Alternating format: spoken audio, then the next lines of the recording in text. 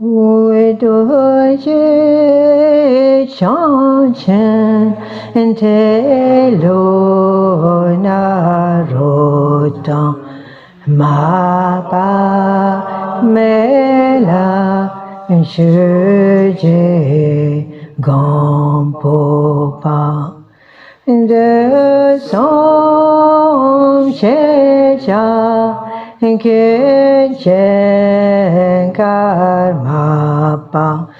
谢谢中谢日巴人能当的他萨松。Baden duk paso Zablam shaja Jelang anepe Nyame drogan Dak pokajula Suwa Deso Kaju Lama Jipazano Nata Jelo Jelo Konje Kampar Sompaja Zeno kala jaye me patan sender ta je pi gom chen la ye ko je pa me pa Jelo me gaje go son pajem me gatergo je pe la mala je de sawa de pe gom chen la shu men ma ge che wa je lo ye me gom je nge je ra son pa yen go cha to pe ngo so ma de ma je de kar jo pe gom chen la ngo ja lo tang da wa je lo nang to虚corazón payan ye yang mayan ye yang sharwala mangaropa charvi gom chen la Korde yame do pa yin lo che wa kenta yanda la matam ta me cha che pa la long chu chen sa dan la yen yen den rab zone tor je chong go pon yu tu sho dorje chang go pon yu tu sho.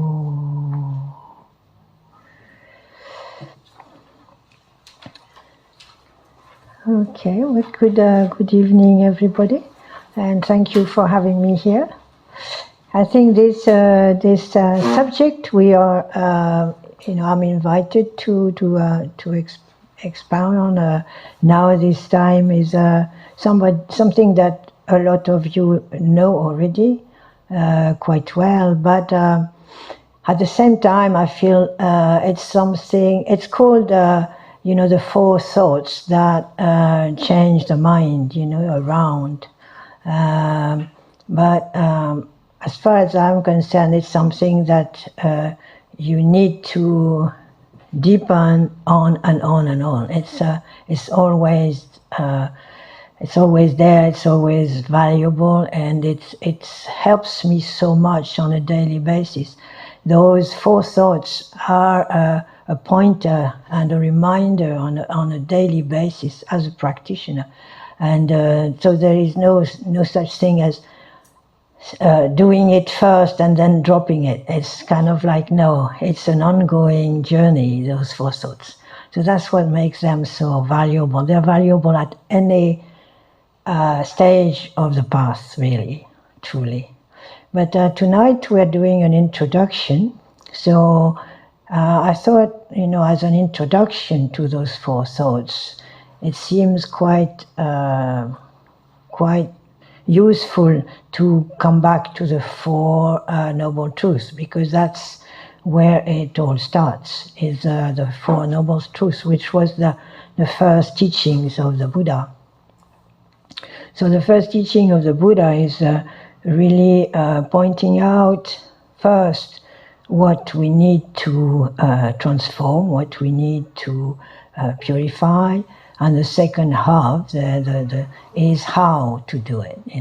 So one thing that I don't know about you here, but in Europe, and especially now I'm in Belgium, some people complain that the first noble truth is about the fact that, can you hear okay?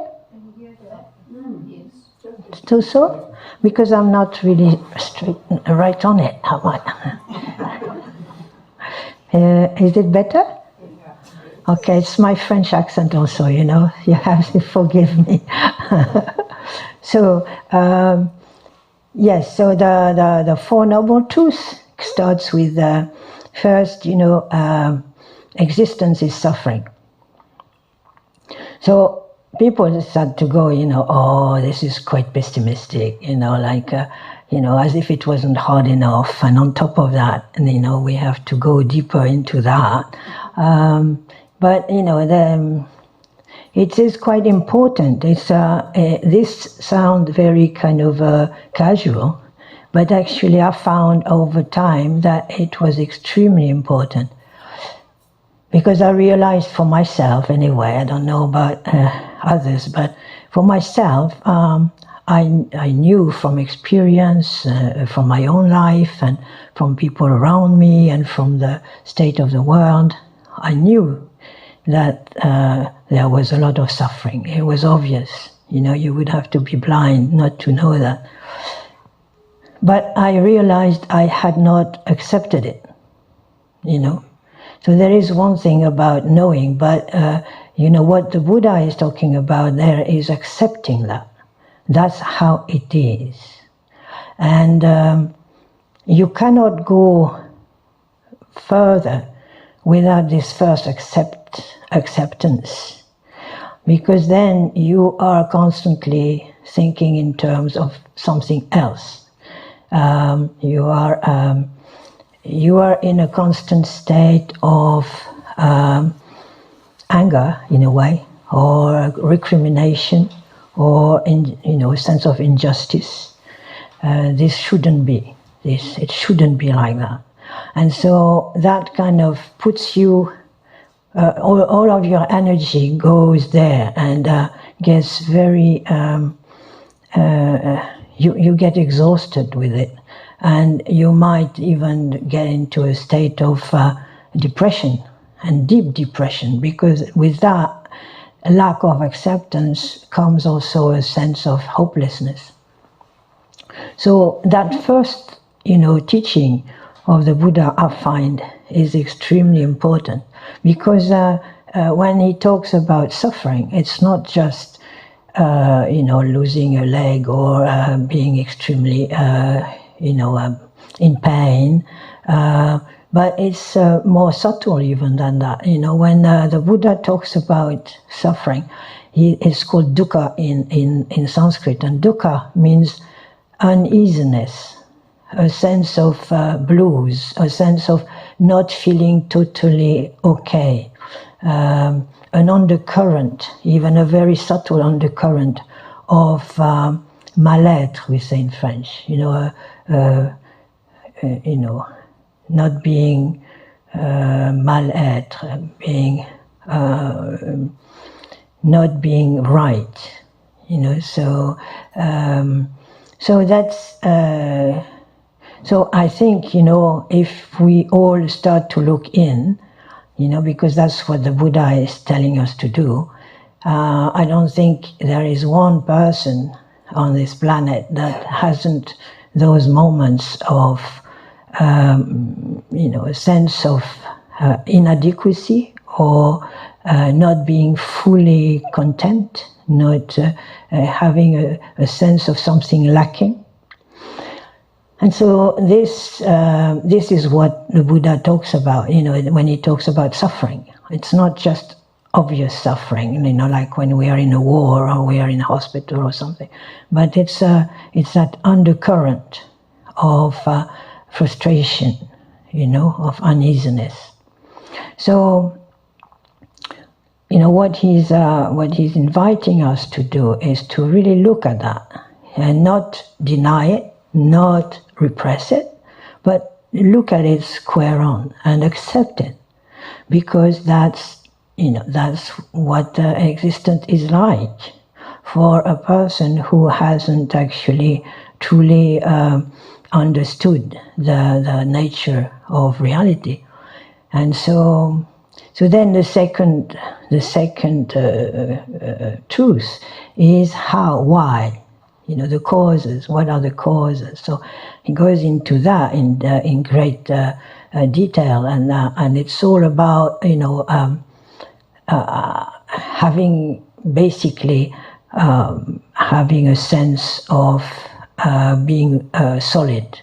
That me, I, is solid and is separate from everything else. So that sense of identity and making it something solid creates a lot of emotional upheaval. It creates anger when we don't get what we want. It creates attachment and compulsory craving, because we are separate from everything else, and we think we need this, we need that. So we are in constant state of wanting, and it creates jealousy, envy, because it seems like others have more than we have, or it creates pride if we think we are in a better situation than others, we are more intelligent, or we are more beautiful, or whatever. So, or it creates a sense of denial, in the sense that we might have an inkling that this sense of I is not totally accurate, but we prefer not to look at that. So that's the ignorance in us. Trying to live beside it, not really kind of look at it truly. Just pretend that everything is okay. So that's. So all those, what we call the kleshas, those negative emotions, come right out of that sense of me, I, being separate from everything else. And that's what creates the suffering, So that's what the Buddha taught. The Buddha taught that really the source of our suffering is that, and that we all share that. We all in more or less. More or less, we all have a tendency to do that, and we reinforce that belief, in our communication, in our usual kind of way of interaction, and we make it extremely solid. So that's the first two noble truths. We're dealing with the suffering, or dealing with the causes of it. But then, that's what I tend to tell people. He didn't stop there. Then he went on to say that we can get out of that bag. We don't have to be in that situation. We can liberate ourselves from that. And that's good news. But that's the third truth. So that because he managed to free himself from that kind of concentration on me and I, and he found the liberation, and he found the true happiness. That this true happiness that doesn't know any suffering, that doesn't revert back into suffering, because the happiness we have usually is conditioned, and we have it's good, we do have moments of happiness, and that we shouldn't try not to have them. It's quite good to have happiness, but we have to remember that the type of happiness that we have is temporary. It might disappear in a flash, or depending on circumstances. It's not stable. It's temporary.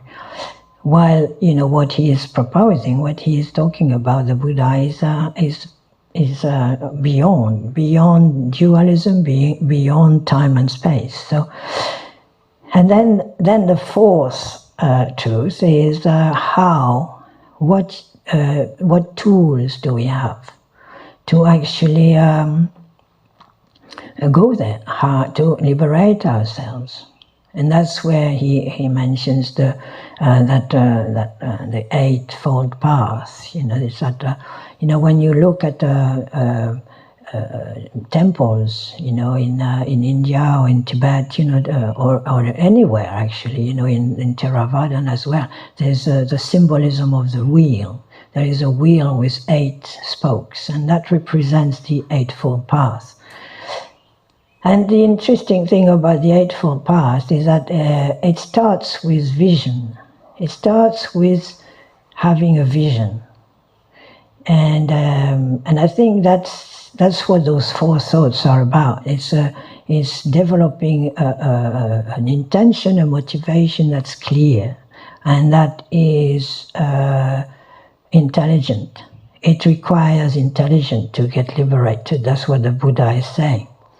It won't happen just by blind faith. It will happen by investigation and understanding. So the first of those 8 aspects of the path is vision. And then after that, there is how we deal with our mind, our thoughts, how we deal with our speech, how we deal with our body, what kind of livelihood we have, how we make our living, and then how much effort we are putting, enthusiasm. Enthusiasm is very important in the Dharma. If there is no enthusiasm, our energy will peter out after a while, and whenever we get obstacles, because obstacles are part of life, then we'll drop out, So it's very important to have that enthusiasm and keep it going. And that's where also I find those 4 thoughts are important, because the 4 thoughts keep you, oh yeah, So it's a reminder, and it makes you keep your enthusiasm. So it's called right effort, but effort in from a Buddhist point of view, effort is effortless, because it's based on enthusiasm. When you do things with enthusiasm, it's not like you are like dragging some kind of big stone. It's you have energy. Your energy is there. So that's the right effort, and then right mindfulness. So you remind yourself. So that also is in the four thoughts. You remind yourself of what is just, what's ethical, you remind yourself of the consequences of what you do with your body, speech, and mind, because that has a direct effect on the results.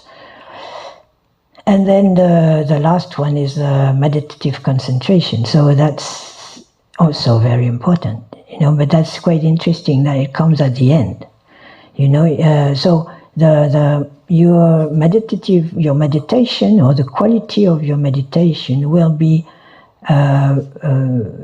directly dependent or codependent on how you behave, how you lead your life. Because meditation requires calm. You have to be, with shamatha means, developing calm and calmness of the mind. And if your life is not ethical, if your life is full of knots and upheavals, it's very difficult then to have a good quality of meditation. So it's very important to really look into that Eightfold Path, because it really they are reminders, they're pointers on what we can improve. There is always room for improvement, I think, from my point of view, anyway.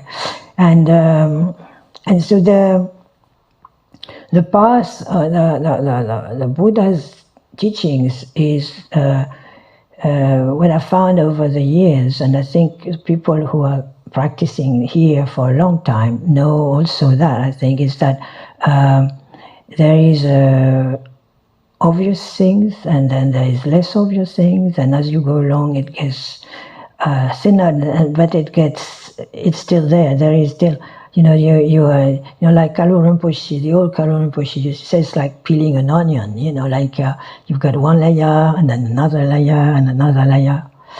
And sometimes you do end up crying a lot, actually. But it's okay, you by that time you're ready for it. You are you know that it's a part of the journey also. You're not denying anymore anything. You're kind of willing to look at things directly on. So this process is very deep. I don't really like usually to use the word Buddhism, because things in ism, remind me of going, being part of a party or something, and this is not about, being part, having a card, to a party or something. It's what the Tibetans call it is nongwa. Nong means going in. It's an inner journey, going on an inner journey. That's what being a Buddhist is. So, the thing is, like I was saying earlier about this belief in being independent of everything else, of being a solid entity, different from others. That kind of like also kind of like encourages a sense also of me and other. I'm here, the others are there. And so that division, creates a certain habit of always looking out. The other is there to please us or to be subdued or to be an ally, but there is this division creates a sense of always being on a lookout, as paradoxically, so we are constantly on the lookout for how others are looking at us, how are they friends, are they going to be enemies, and when the mind is very unsettled, like and fearful, then everybody becomes a potential enemy, a potential problem. We have to kind of look out and preserve our space from others. So we are constantly, we need more things to make ourselves happier. The whole consumer society is based on that, like how to keep us thinking that we need something else.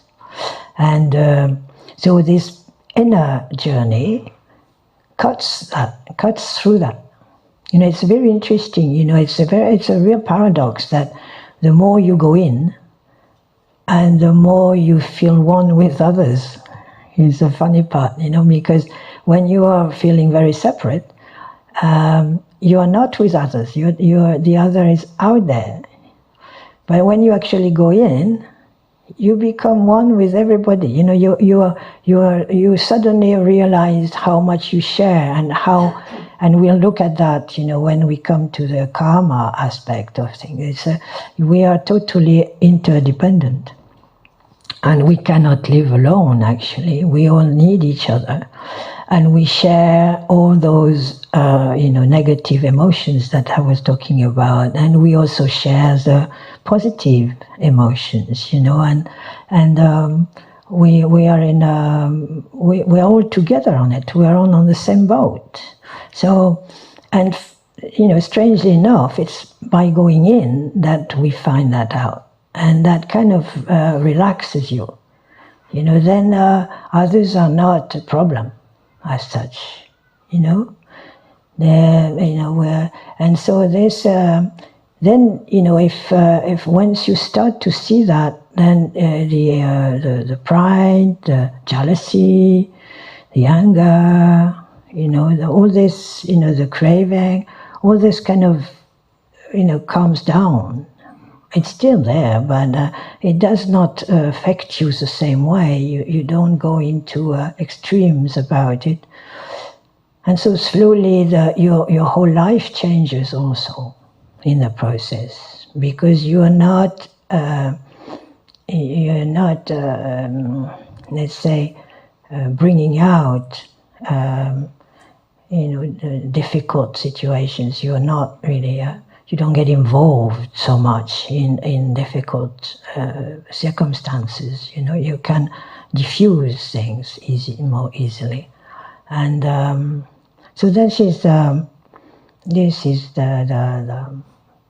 path, really.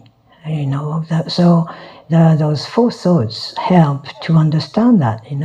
So the first of to go through it briefly. The first thought is called the precious human life. So the advantage or the preciousness of that teaching is to really fully appreciate to be alive and as a human being, and to see all the advantages that come with it. Even if we think that we could be better, that we could have a better situation, that we are lacking this or that, well, despite that, we still are human compared to other types of life. And it's wonderful. It's a great opportunity. And we shouldn't waste it. So I think it's a very important also, because it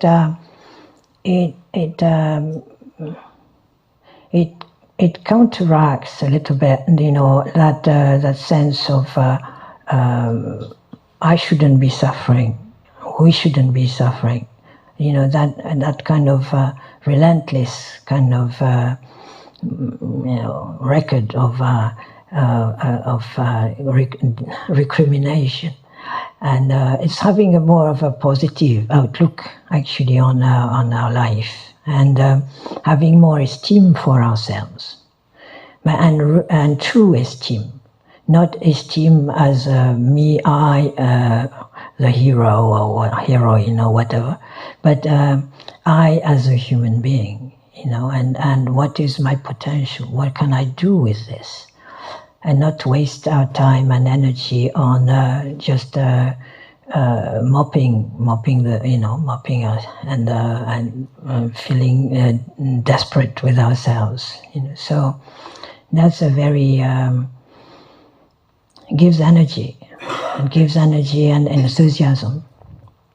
And then the second one is impermanence. So it's kind of like, it's a very interesting thing, because it also tells you, well, yeah, okay, you have a great advantage there in being human, but it's not going to last.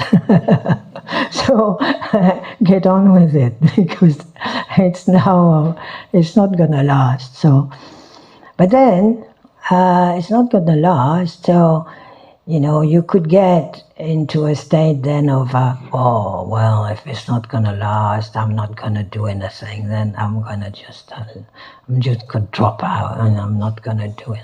And then you get discouraged. Then you have karma, and the importance of our actions, how much our life is determined also by how we live it. And with what kind of intention we live it, and that at any moment of our life we have a choice. That's the thing about being human. We have a choice in how we conduct ourselves. We might not have a choice as far as outer circumstances go. We were still all liable, with the weather, for example, at the moment, with war coming on or whatever. That we don't necessarily have a say on that, but we always have a say on how we're going to deal with it in our mind, how we're going to, emotionally, how are we going to behave, are we going to be helping others and us, or are we going to be totally destroyed by it? So that's the choice we have there. We do have a choice.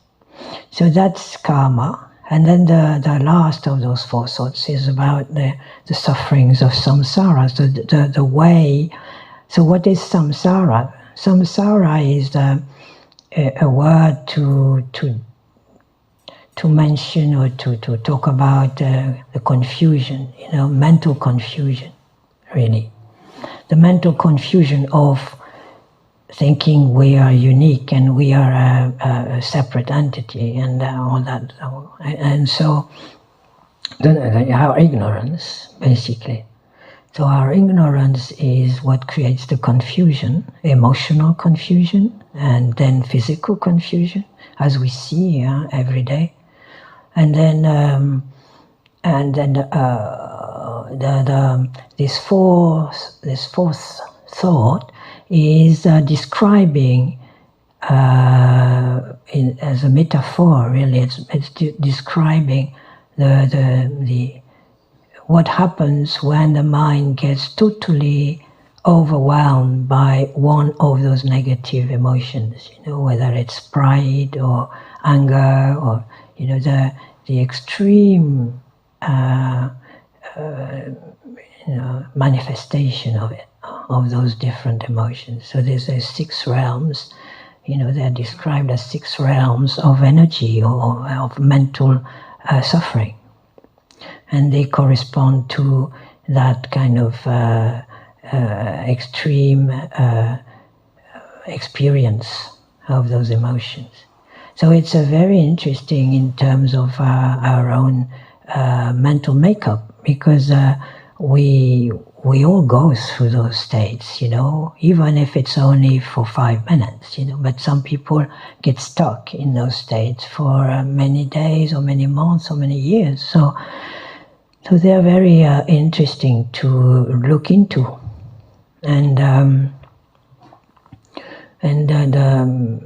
the more we are aware of it, the better we can dissolve them, the better we can actually deal with them, so that so that we are not a victim anymore of our own mind.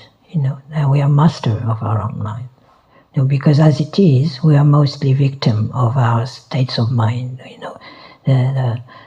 So it's how to become a master of our minds. So those four thoughts are extremely important, and like I was saying, they're considered foundations. They're the foundation.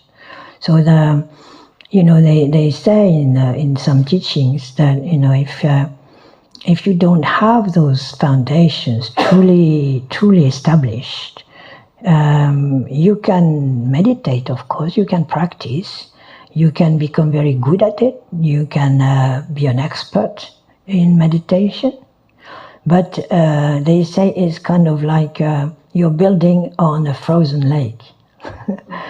And when the weather changes, then it will fall through, and just drowns. And it does happen. It does happen.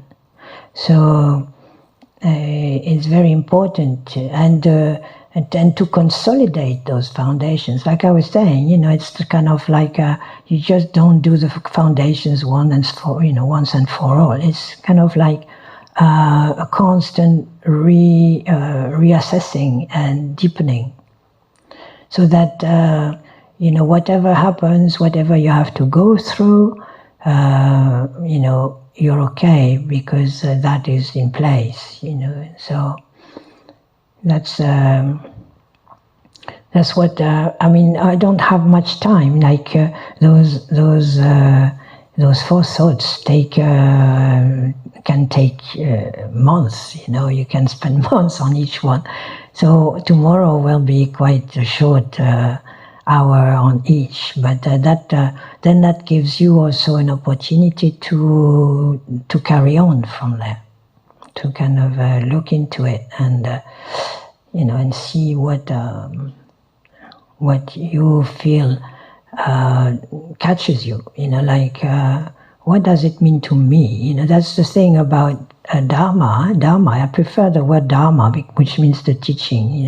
Teaching of the Buddha rather than Buddhism. But what the Dharma is about how it concerns me, how it concerns my mind, how it concerns my emotions, how it's not just an intellectual venture.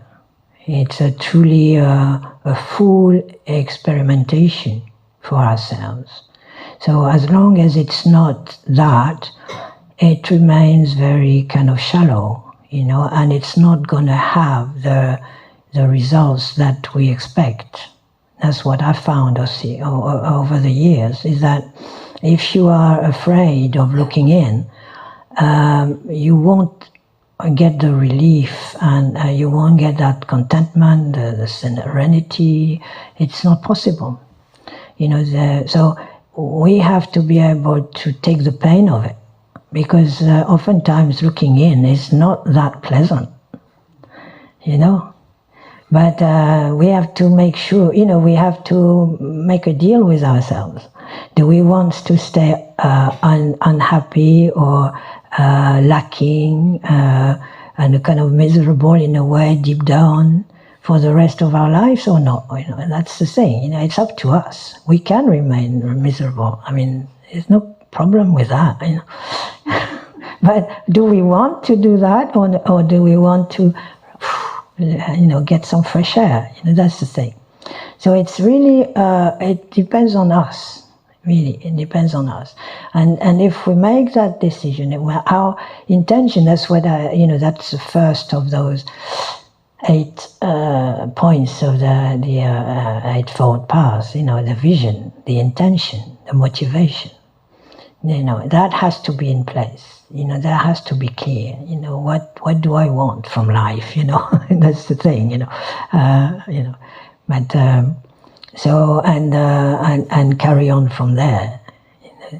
Because we very much so. If you don't have that in place, then when obstacles come, you collapse. You just you cannot carry on. It's very important to keep that vision and to refine it. And the intention is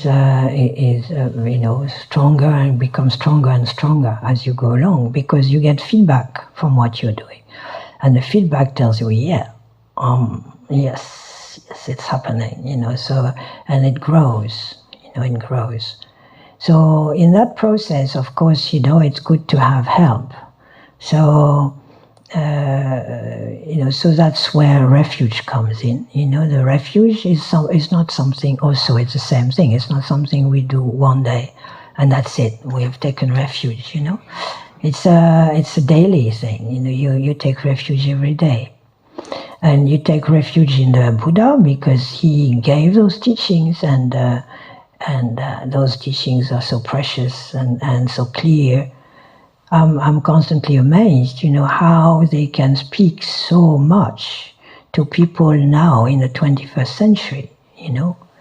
When I have people in retreat, in Belgium, and they come to start the non-draw, and they start with those 4 thoughts, and they come out, and they, wow, the effect it has on them is remarkable when you think those teachings come from 2,600 years ago, and yet they're totally up to date. They're completely now is the time, and more than ever I feel to and psychologists know that too. They are kind of pillaging it,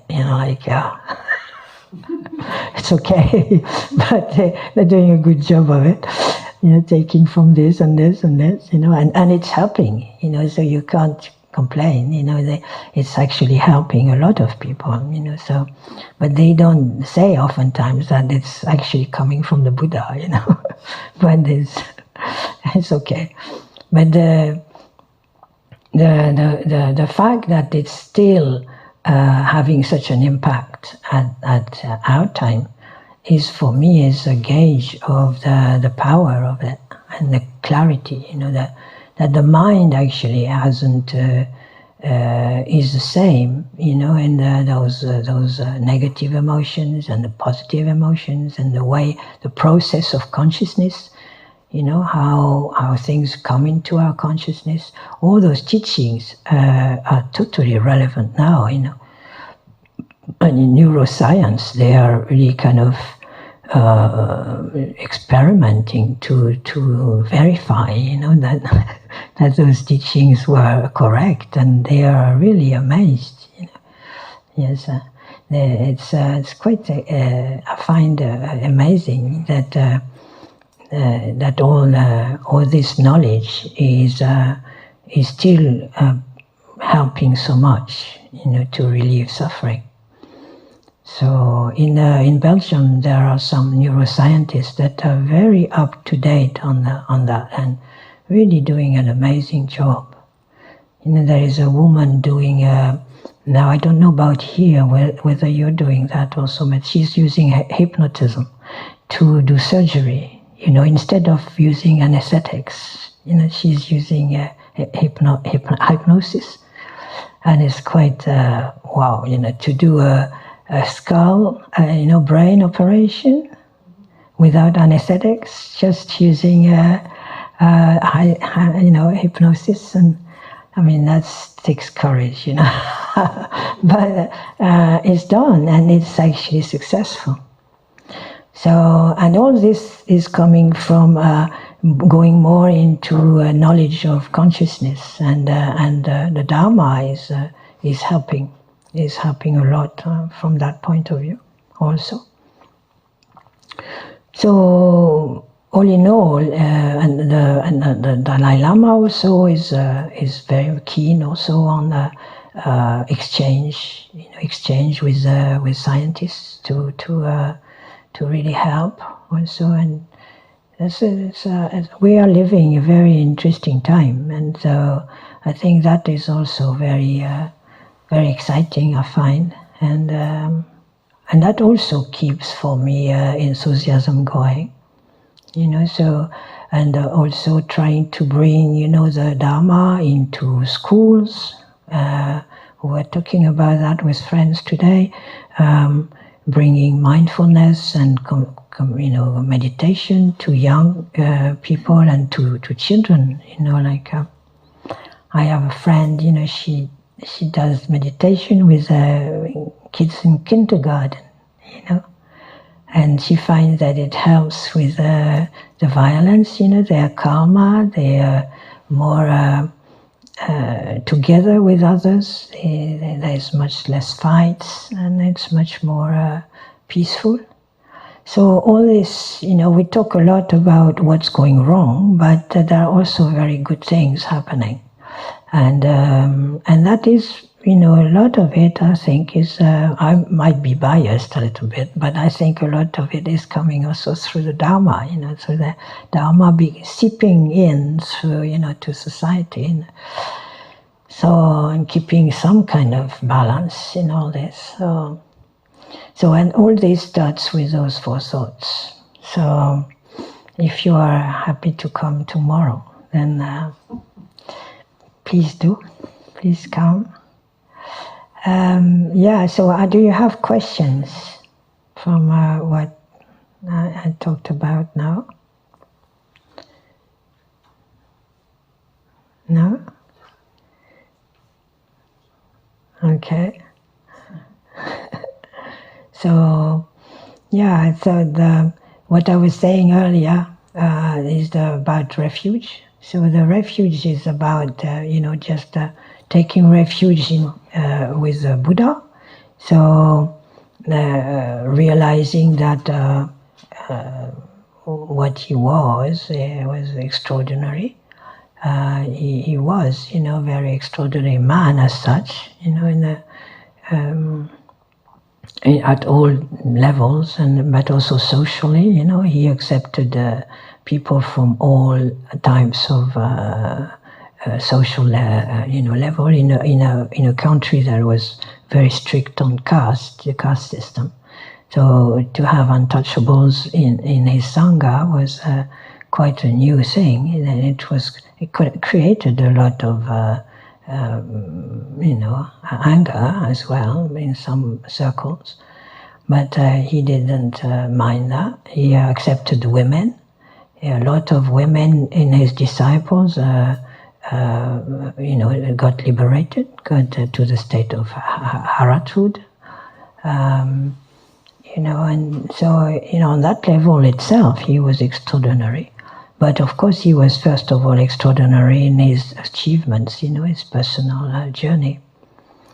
So then we take refuge in the Dharma, which is the teachings he gave. And so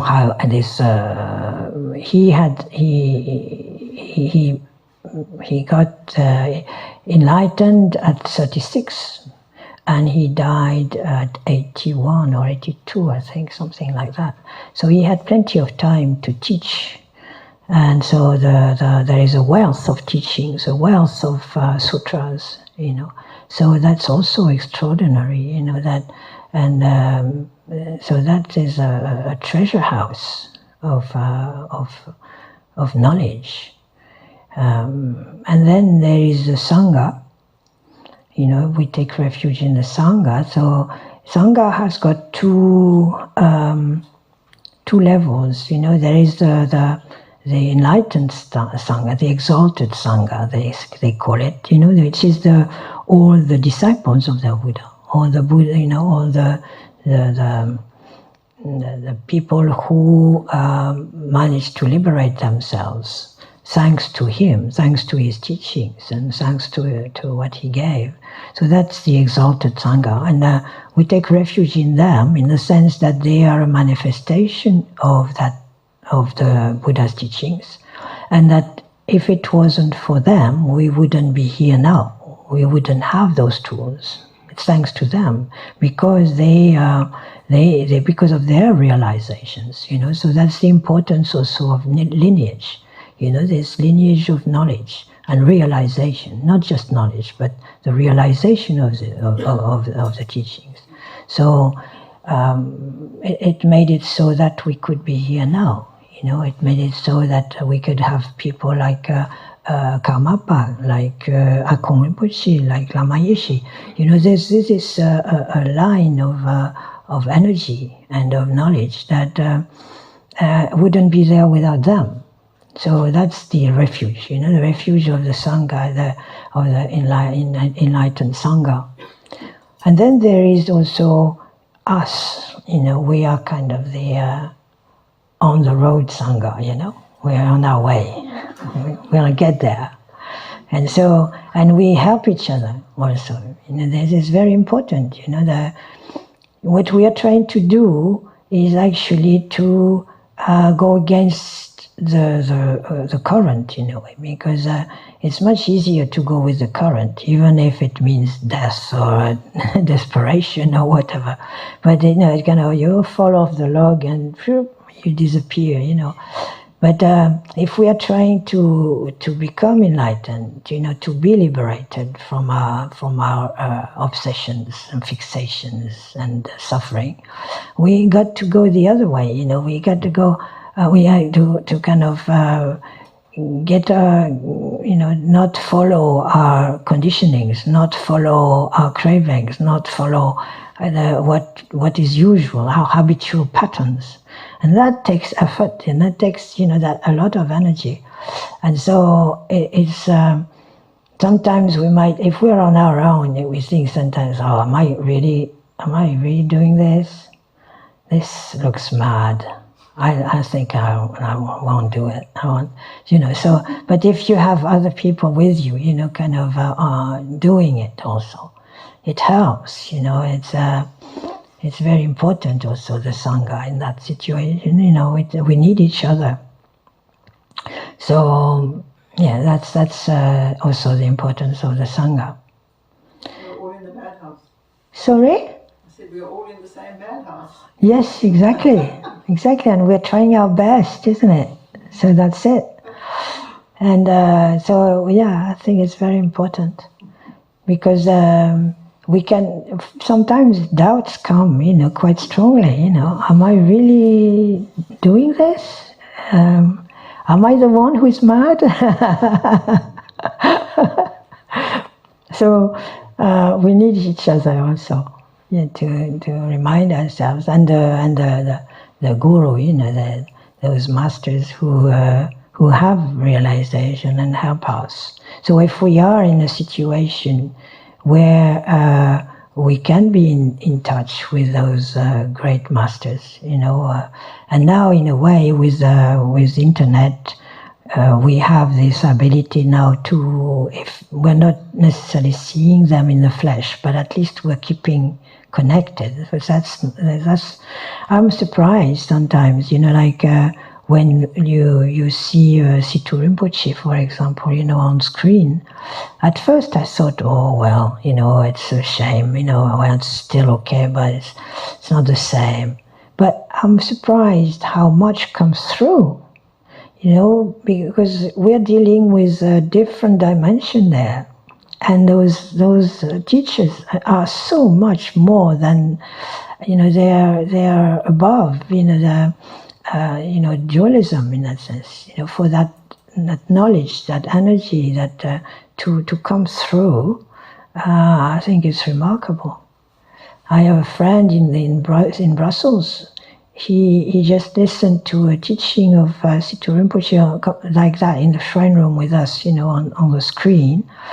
And he became, he took refuge and became a practitioner from that, from just that connection on screen. That kind of changed my my judgment on internet a little bit. But yeah, it was quite remarkable.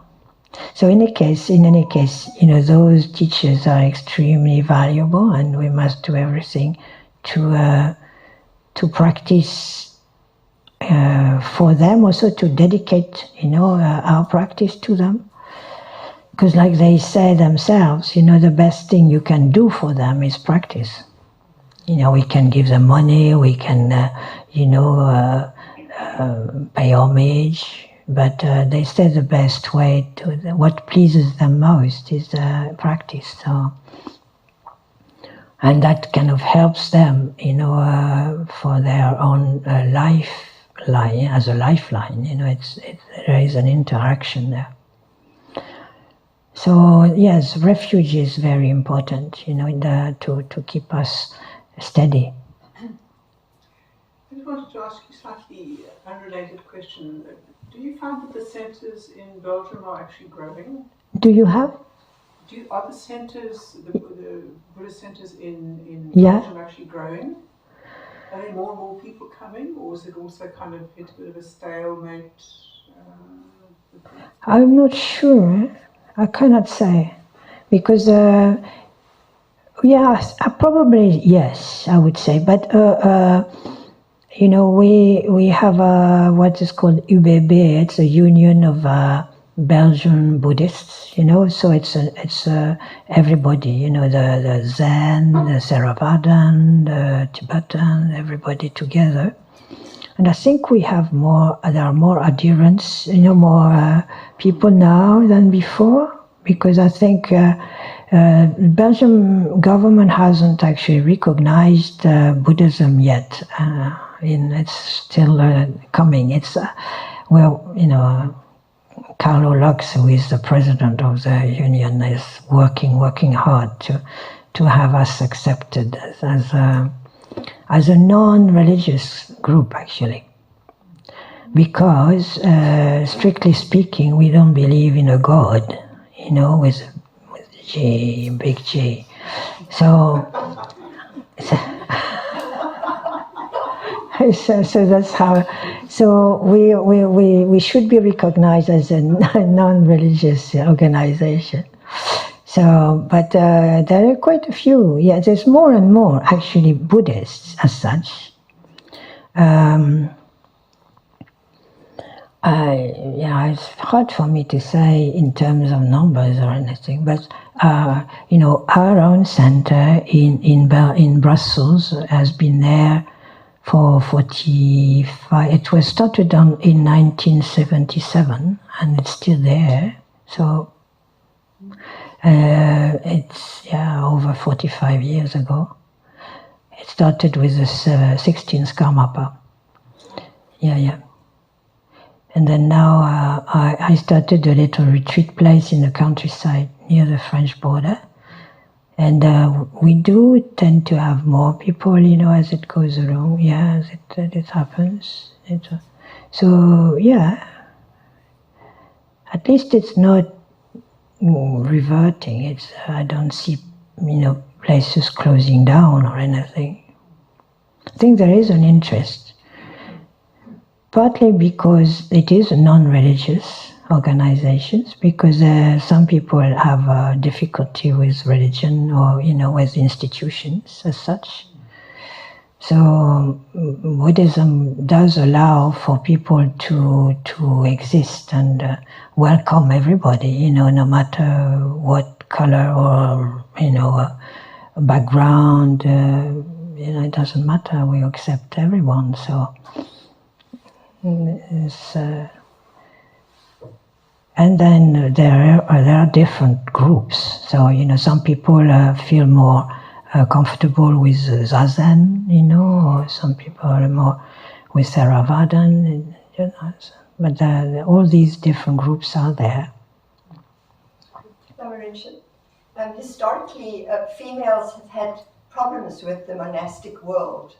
What is it like today for females in the monastic world? Well, it's changing slowly. Personally, I never had any problem at all because I was with Akong Rinpoche. So as far as disciples of Akong Rinpoche, I never felt any even a shadow of a difference between being a female or male, like gendered. If anything, we would say that he seemed to encourage women more than men, in the sense that a lot of the positions, of power positions in Samyeling were held by women, actually. So, yeah, and we were given absolutely the same initiation, the same teachings, everything. Where I felt it was when I went to India as a nun, and then I saw that, the Tibetans, the Nepali women were not treated well, and they were not even given opportunities for learning and everything. That was in the 70s, 80s, 90s. Now it's different. Now, thanks to Western women, actually, Western nuns, they have made efforts, especially the younger ones, like, the 17th Karmapa and Dzogchen Rinpoche, a lot of Tsoknyi Rinpoche, it's a younger generation. But the older ones didn't like that. But that's okay. Now it's coming that, the Karmapa just finished this yearly teaching to the nuns, Ayachema, does it every year. And he's going deep into, teachings on certain texts, and it's very good, so this is changing. But for me, personally, I feel extremely lucky that with Akong Rinpoche, I never even a shadow of discrimination. If anything, even with the Trungku Rinpoche, I remember this came up during the retreats, and that was, I thought, it was very important for me, because we do in retreat, we do different practices, and some practices we are a female deity, some practices we are male deity. And so I brought up the subject, Rinpoche, I'm a woman, I'm not gonna, can I really visualize myself as a male deity, for months on end? And but he said that's nothing to do with it. Nothing to do. There's no gender there. There's no. It's not about that. So, and I thought, okay, let's go. And I found it quite useful, very useful, to actually change roles, or go beyond gender. I think we are limiting ourselves more and more. We're reducing ourselves. We are reducing our potential more and more by putting, labels on everything. From being, it's a shame. We have this potential, male, female, in all of us we have it, and that's fine. That's great. Where is the problem there? So I think, it's Dharma is about getting bigger, getting larger, getting vaster, not getting more and more limited, I find this gender thing is limiting us, it's limiting. As it goes, and then trans, and then trans, and I mean, where do we go with all that? It becomes very tight, I find, and what, especially what Vajrayana, I think, is teaching is to dance with manifestations. That all manifestations are pure in nature. So, there is no problem, truly. And I found that's one thing I found really remarkable, is that in a 3-year retreat, we actually, one of the main practices is the Dorji Palmo practice, where you visualize yourself as this dancing lady, dancing on one leg, and red and fierce looking. And that, all our friends, our male friends in retreat had to visualize themselves like that for almost a year, from morning to night. And I think that's really nice. That's really interesting. Where do you do that? Where else would you do that?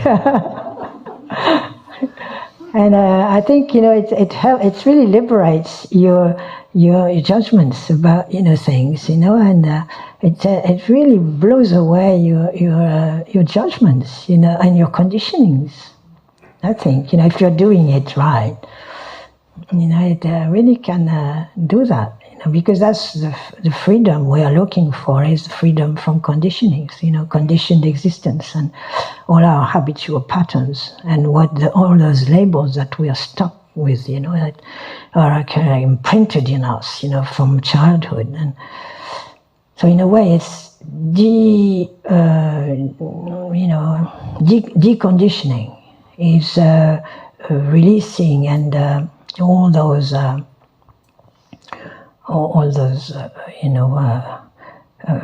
pre options, and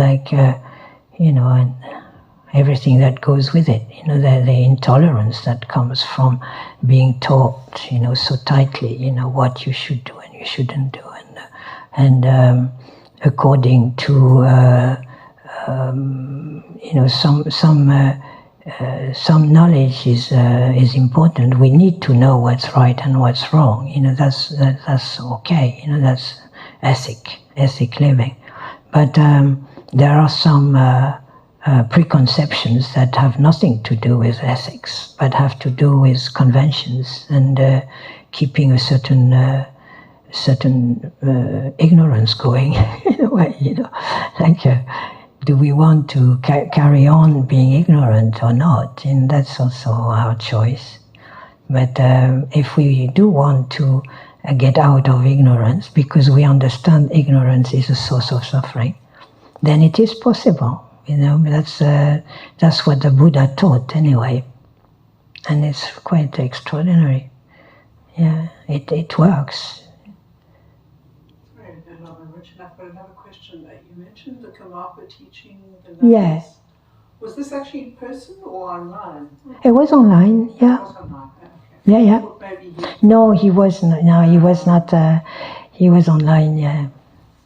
Do you know where he is? No.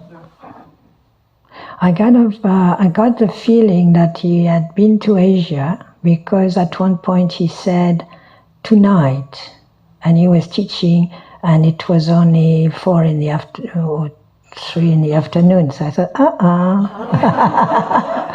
he's giving it away. But wherever, I don't know.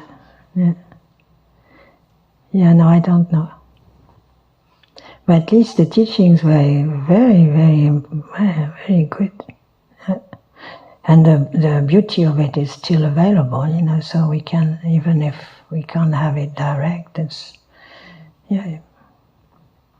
So I think it's very important also, like one of the basic,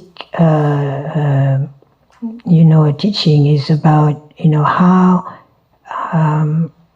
following a certain process, like they call it Tu Samgong in Tibetan. Tu Samgong means first you listen to the teachings, especially at the time of the Buddha, and it was all oral, teaching, so you listen, So first you listen to the teaching, then some you reflect on it. So you make it yours, like I was saying earlier, you really, check what I heard there, what does it say to me, to my life, to my mind, and So how can I integrate it into myself? And then meditation comes third, gom. So it's meditation without knowledge and without investigation is not gonna truly have much weight or much result. It could be, and I think that's what happens now. It's quite, I think, a shame that a lot of people are meditating without any knowledge at all. So what is it that we are doing? Then it's just relaxing. I think we should call it relaxation. We shouldn't call it meditation. It's not the same. So, in the Dharma, it's meant to be like that. First you get the knowledge, you hear it, you read it or you hear it, because also the transmission, oral transmission is quite important. It makes a difference. It's different impact. And then you integrate, you assimilate, you think about it, you reflect on it, you debate with it within yourself. Debate is very important also. You put it to the test, you disagree with it, and then you find your way through it, and then you meditate. Then the meditation is kind of like digesting the whole thing, kind of digesting, making it really truly yours. So that's the way we are taught, to Samgong, It's not that there is anything wrong in relaxing. I think everybody at this point needs relaxation, so there is nothing wrong with that. But then we shouldn't call it meditation. That's all. I feel it's wrong. I think, because also I feel in the long run it backfires, because if you cannot relax, actually, then you think it's not worth it meditating. And so you just leave it. You get disappointed, and I find it's a shame to not to use that opportunity, to have this tool. Meditation is amazing. So it's a shame. You think, oh well, it's not for me. I've heard it. Oh, this is not for me. It's not working, because they were just trying to relax, and they couldn't relax. Because also there was no foundation to it. So, voila.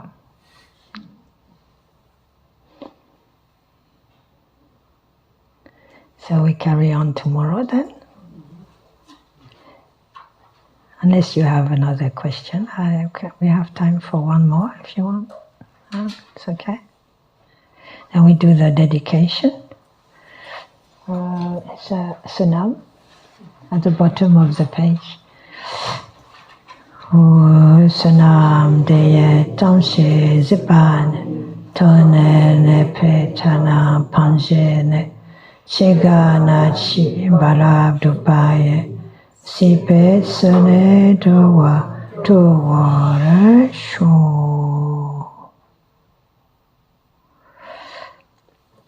Voilà. Merci. Merci.